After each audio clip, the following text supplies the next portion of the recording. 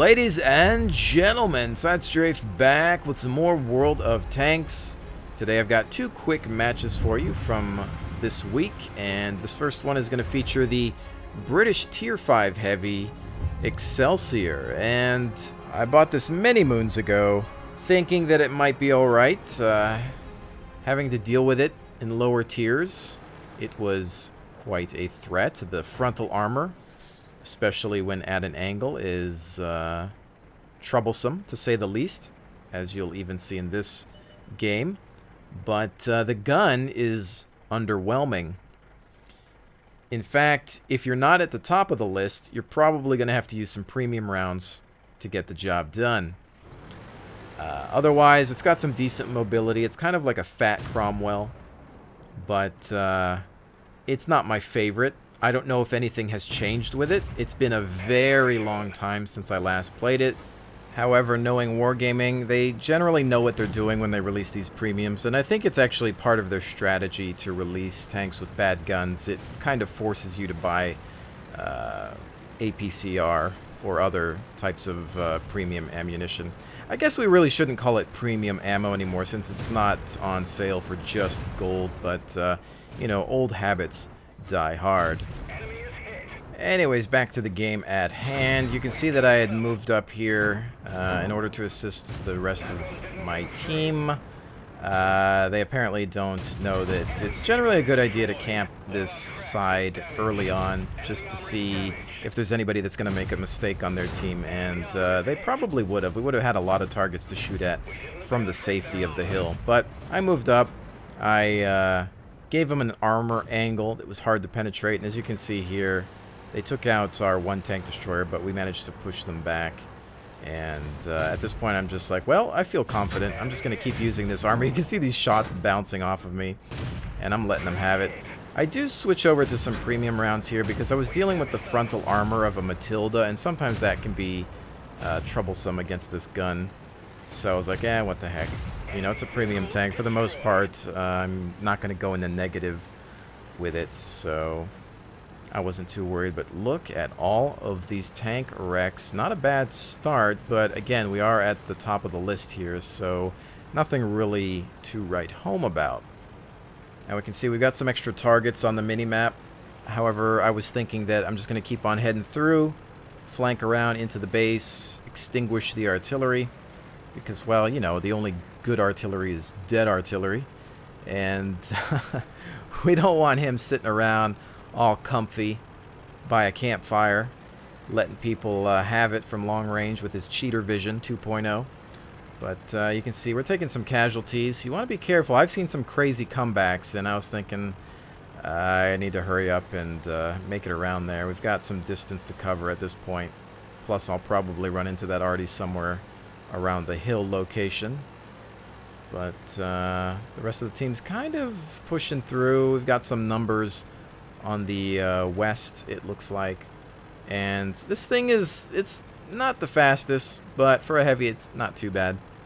Also, while I'm rolling through this base, you might notice that my chat is turned off in-game, and it's because that I've decided from now on, while I'm filming, that I'm going to have the chat off in order to avoid the negativity and general trolling that this game provides.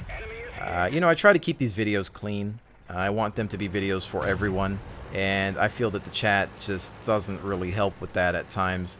And I don't think I'm missing out on too much. You can still ping the minimap. You can still use the function keys to communicate, follow me, attack, defend, all that stuff. And I've never really had a situation where the chat has saved my life, or that I've needed to rely on it so badly.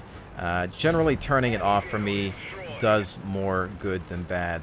But with that said, please don't take it personally if I don't respond. It just means that the chat might be off temporarily.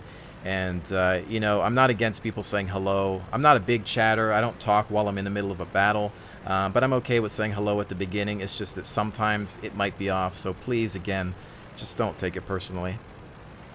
Anyway, already down, but we've got a few blips left on the mini-map, and so I'm watching these locations because I thought that there might be somebody around this corner, but we're spotted by a Matilda Black Prince, which is the other British premium tank. I don't see a whole heck of a lot in this game.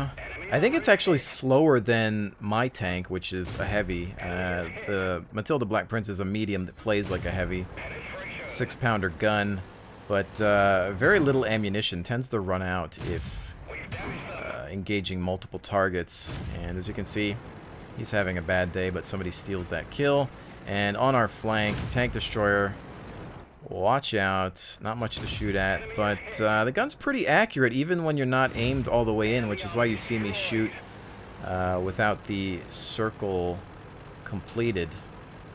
But one more, we see where he was last spotted, and I hope to move in for the kill, but I'm sure at this point he's moved up.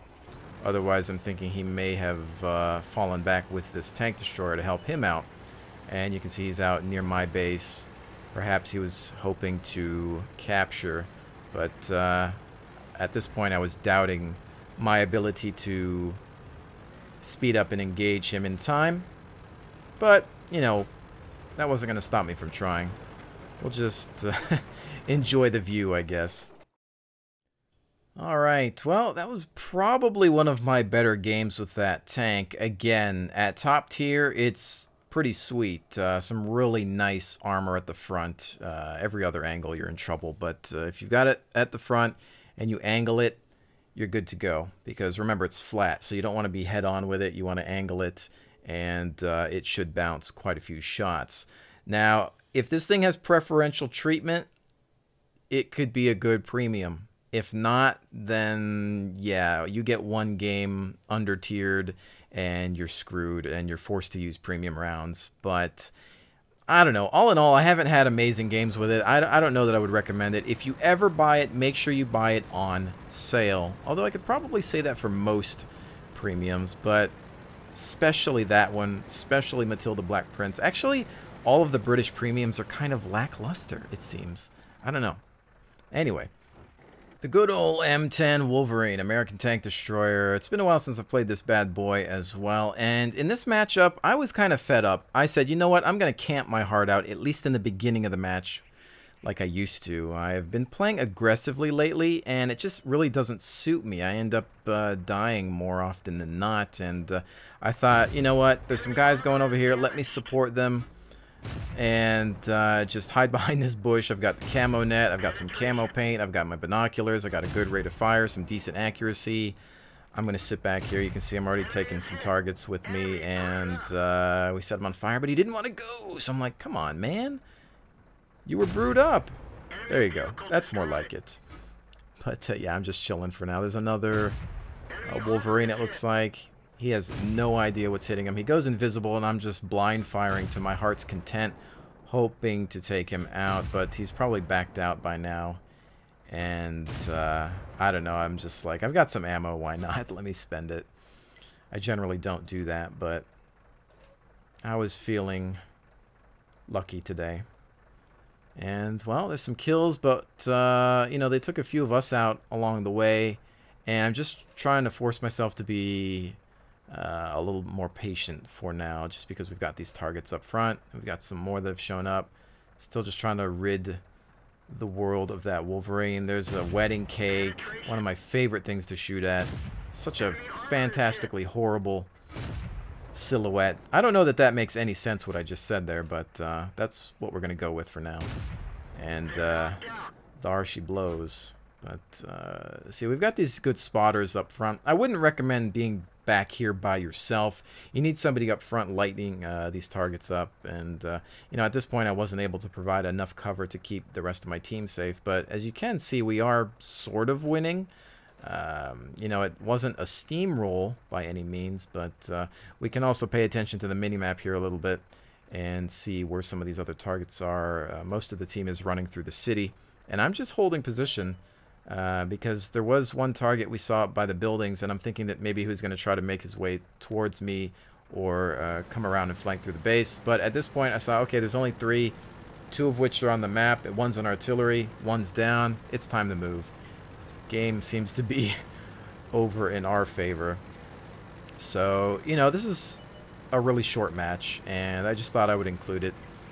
as it was kind of a nice time, really, just to be able to sit back and have some old school camping pay off. I know. Most people are so anti-camp, but, you know, it's a tank destroyer. What else are you supposed to do with this thing? What else is camouflage there for? What is the camo paint there for, really, you know, other than just looking pretty? It has its moments, and I'm not a full-on camper. I don't like spending the entire game sitting somewhere. For me, it's about softening up your targets. Once you've removed half of the team, then it's time to push forward. It's kind of like, I've used this analogy before, but it's kind of like bombarding a beachhead. You want to soften up the defenses. You want to eliminate most of the opponents before you get there. Then you don't have much to deal with. So you're trying to take out the stupid players, the guys that just want to rush in without any idea of what's going on. And once you've gotten rid of them, you deal with the harder players, or the ones that are maybe playing tactically or together, and then you work on them one by one or two by two, however which way they want to drive into your gun barrel. Anyways, with that said, ladies and gents, I hope that you've enjoyed this look at World of Tanks. Just a friendly reminder, Duckster's doing a World of Tanks portal relaunch, and there are some more prizes up for grabs. I'll have a link in the description below. But with that said, thank you so very much for joining me. I will definitely see you on the next one.